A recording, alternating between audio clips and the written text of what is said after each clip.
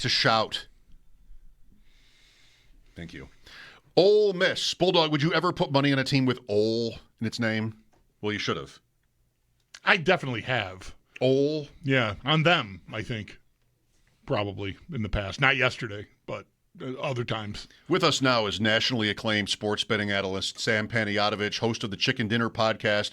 You can also hear Sam here and there on 670 The Score in Chicago. Is this a new read? Do I need to get something updated here? Nationally, what was that first line? Nationally acclaimed. Yeah, okay. I just want to make sure I get it right if I'm ever. Oh, okay. Well, I haven't seen the. You think Sam wrote it? I haven't seen the copy. I don't know. I don't know what's Would going on. Sam write that about himself? No, probably not. Did I overstep, Sam? I'm sorry. Nationally acclaimed is that not right? I would appreciate, good dude would be a good intro for me. You guys know me. I don't need much. Maybe next week. Maybe you'll get lucky next week. I'll write a different one every week. How about that? Good. The last time I saw you was the last time I saw a Bulldog before today at his house. And apparently, Sam, did you know this?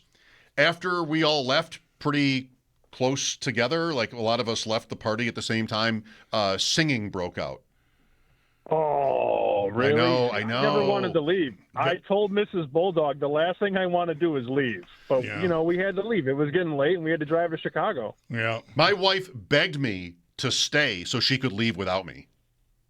And I said no. How heartwarming is that? That's Please stay. That's true love right You're there. having so much fun. That's what that is. Like, what do you want me to do? Find a ride home in the morning? Like, how badly do you want to be apart from me that you are begging me to, 3 times? She's like, no, you really should stay. Like, no, I'm not staying. My car is here. I'm with you. Like, we're going home together. I would tell you, she might have had a good read. Many people enjoyed your company at the party. Sam. No, you, Mike. Oh, I'm talking to you. I've so never heard she might have had a read on that like you not only were you having a good time, but that everyone was enjoying you being there. I was on. I didn't stick my face into any dish of artichokes, but I was feeling pretty good. I had a good night. I think I had a good night. You and Debbie got rave reviews from everyone too, so it all landed very well. What a night! I was very happy with how everything went. I felt like I was the glue guy on a championship team. Yes. That's how I felt that night. And we told the story, Bulldog, last Friday. When Sal walked up, shook my hand, and then went right into the artichokes, I've never seen something like that in my life. Like, I don't eat artichokes to begin with, let alone artichokes at a party. He shook my hand and then went right hands deep into the artichoke, ate it, smiled, and then carried on with his life. And I could not comprehend what had just happened. Yeah. What a sign of respect. I'm just going to touch you and then go right into the food. I'm not worried about, there's nothing bad that could happen. This is what I'm doing. Okay. Well, I went 2 for 4 in the playoffs. I was on Miami money line, so look at me, but did not expect Texas Tech to get shut out, if that's what happened, right? That's what happened. So what should we have known yesterday that maybe we didn't? Just how bad Alabama is in the trenches.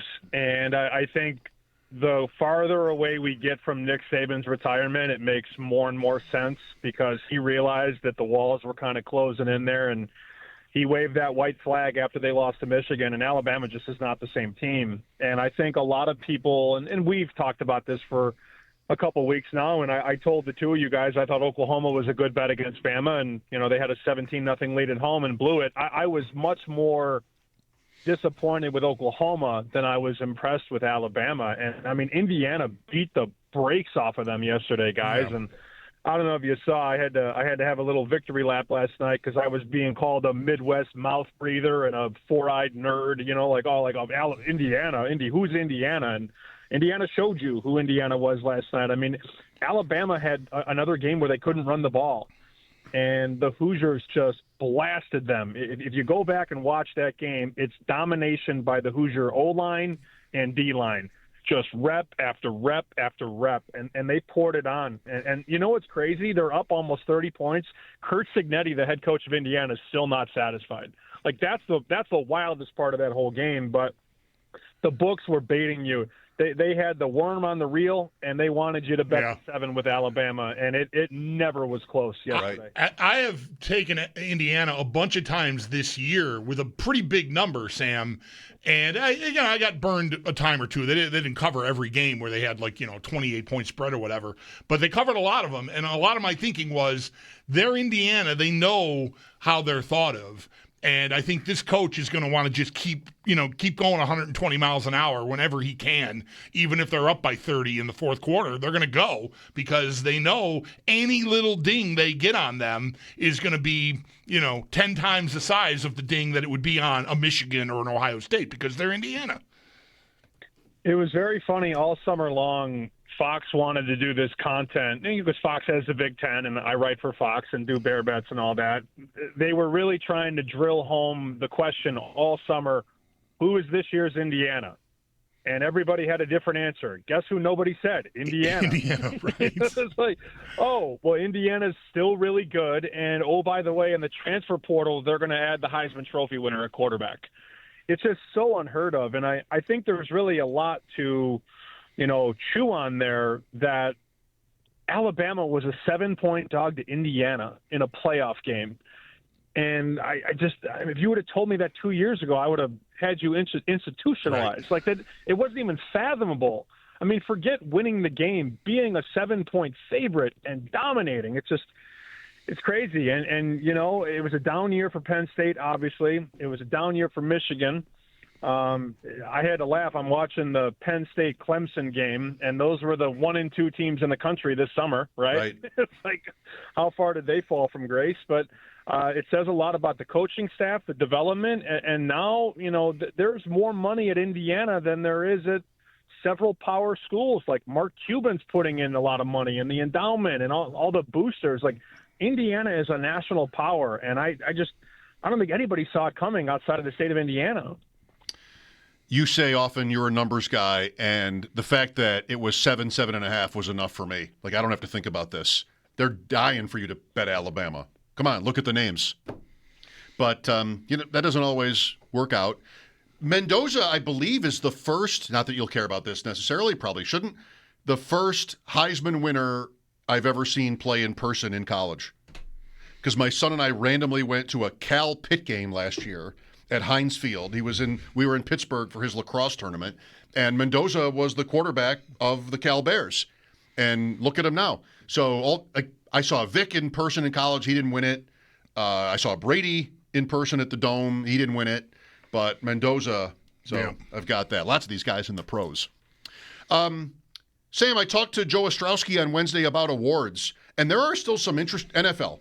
There are still some interesting ones with only 1 week to go. How about the path that Offensive Rookie of the Year has taken us on this year? Do you think it's over? What have you sort of thought during the season about that award? I just wish I would have, listened to your analysis of Tyler Shuck a couple of weeks ago, and I was like, nah, there's not enough games. And now you look at his price, and you just kick yourself sometimes. Often for me, it's the bets I don't make than the ones that I do. And I don't have a single bet on the offensive rookie.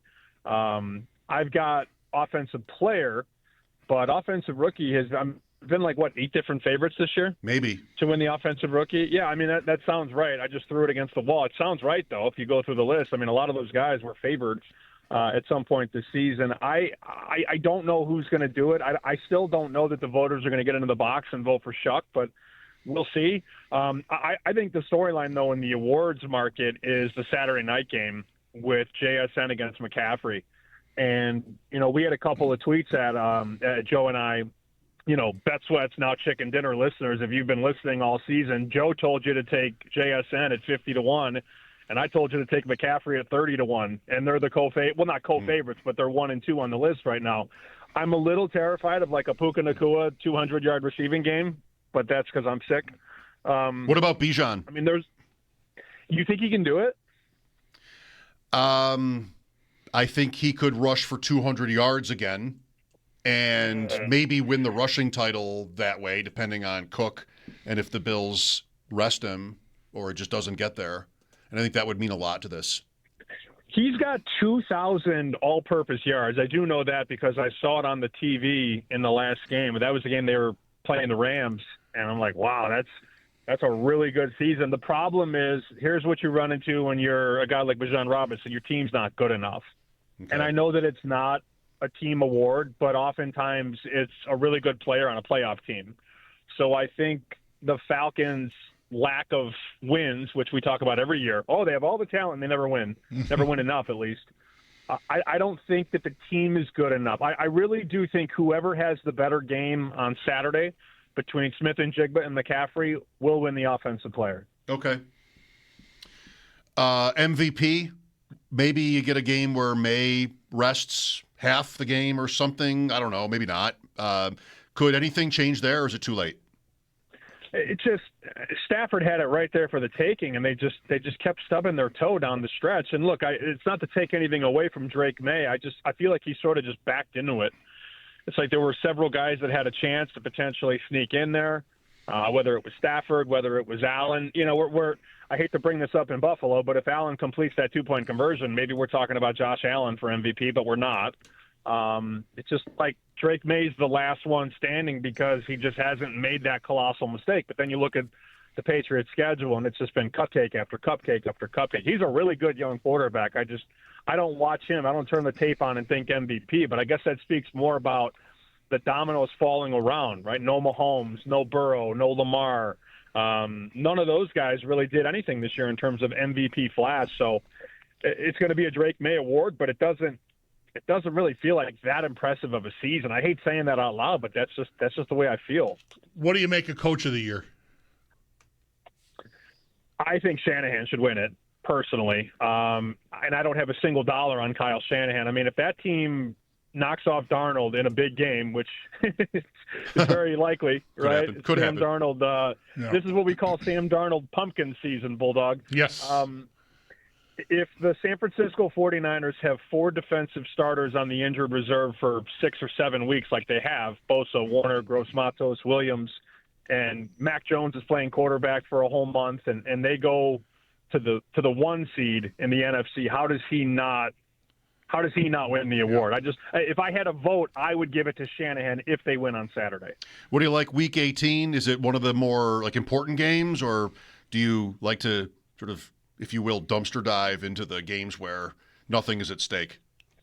I won't have a lot of bets. Here are the 2 that I made: Carolina +3 and San Francisco +2. Ironically, those are both on Saturday, so I do have both dogs, Carolina and San Francisco. And I will pass along a little thing that I heard when I lived in Vegas from a bookmaker named Chris Andrews. He said if they must win in Week 18, they must not be that good. And I think there's a lot of truth to that. You're definitely paying a tax on 2 teams this week, Tampa Bay, and you're paying a tax on Baltimore.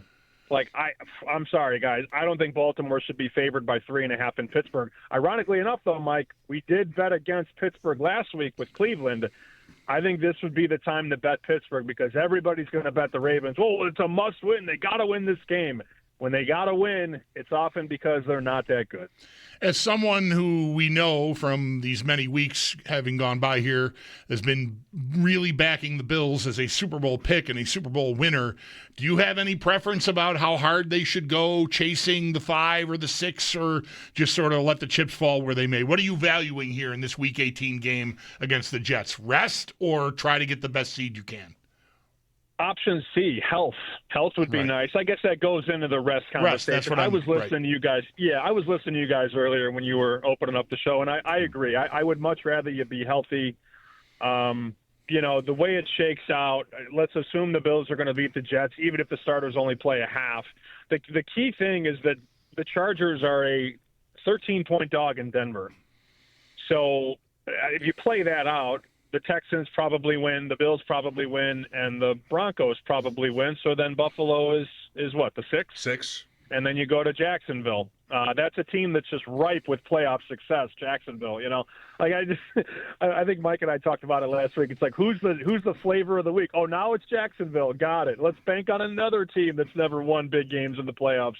I don't care who they play. I've said that for months. Just get in and Now, that said, we're going to need 17 to make that throw in the playoffs, boys. That 2-pointer. We're going to need that throw to. We're going to need that throw to land in the playoffs. There's no next week in the playoffs, unfortunately, if you don't make that throw. Right on, Sam. Thanks for your time today. We will preview whatever matchup the Bills have next Friday. Thank you. All right. Happy New Year, boys. See ya. Nationally acclaimed sports betting analyst, Sam Paniagua.